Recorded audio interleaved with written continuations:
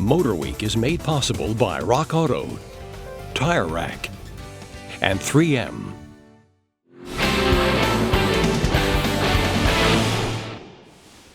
The 2010 Mercedes-Benz GLK arrived at a perfect time when many utility owners were looking to downsize into something more fuel efficient.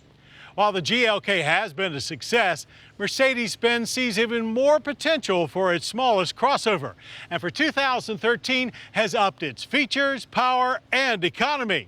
So let's see if the new GLK hits a trifecta.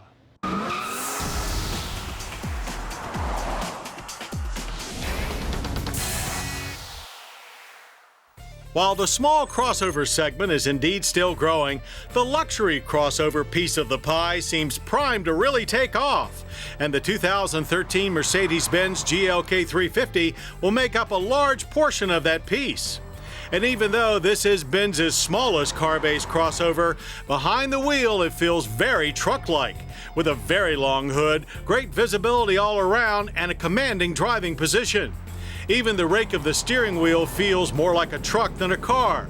It all makes for a very relaxing and in-control driving experience, particularly for long highway jaunts. We found the overhaul of the interior environment most appealing. With new ambient lighting, there's almost a vintage feel to the space, with big chunks of real wood and large chrome air vents. All the luxury bells and whistles you expect are present, making for a very busy center stack. But button overload is somewhat alleviated by the improved command system. Seats are on the firm side, but offer great support for long drives and feel truly luxury SUV worthy. Rear seat room is seriously tight, making the GLK more for empty nesters than young families. But the seats themselves are comfortable, provided your time spent in them is limited. The cargo area is also very narrow, making bulky item hauling a bit tricky, but there is room for 23.3 cubic feet of goods. Folding the rear seat backs gets you 54.7 cubic feet of space. But the GLK is also smaller than most of its competition, with just a 108.5-inch wheelbase and overall length of 178.3 inches. Exterior styling updates are relatively minor but quite noticeable, with new fascias front and rear. They combine to make this mini ute a little more in step with the rest of the Benz SUV lineup, but it is still a bit chunky with its angular nose and steeply raked windshield. Again, a bit retro and certainly more truck-looking than most compact SUVs. Our tester had the new Amg Style Package, which adds LED daytime runners, aluminum roof rails, and 20-inch alloy wheels that make the taut ride even more so. Under the 350's hood, more changes are afoot, and we like them even more.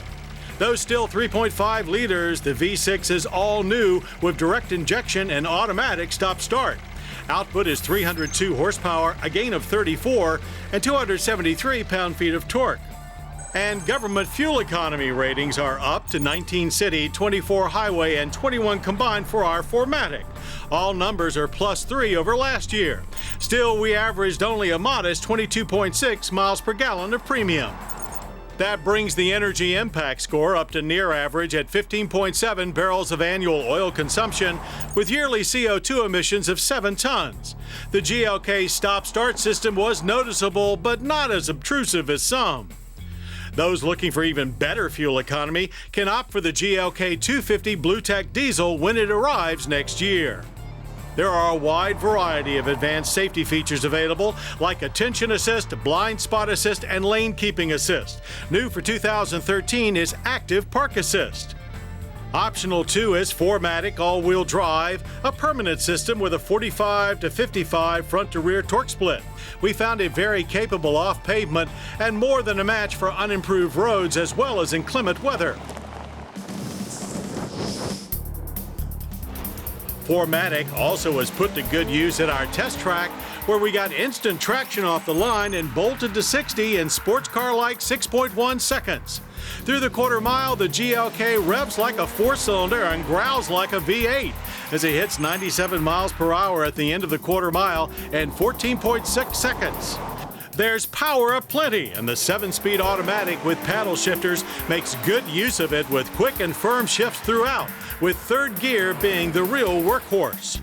Electromechanical steering is also new to the GLK and requires significantly less effort than before. Still, we found it a little sluggish to respond and a tad vague, which only worsens the very truck-like feel. Brakes, however, were more car-like with a firm pedal and short travel, bringing us down from 60 and a good average of 129 feet. You'll need a little bit of disposable income to put a GLK in your driveway, as pricing starts at $37,965. 4MATIC all-wheel drive adds another $2,000, and like most German rides, options can quickly escalate that number. If you spend any time at the horse track, you know that hitting a trifecta is not easy.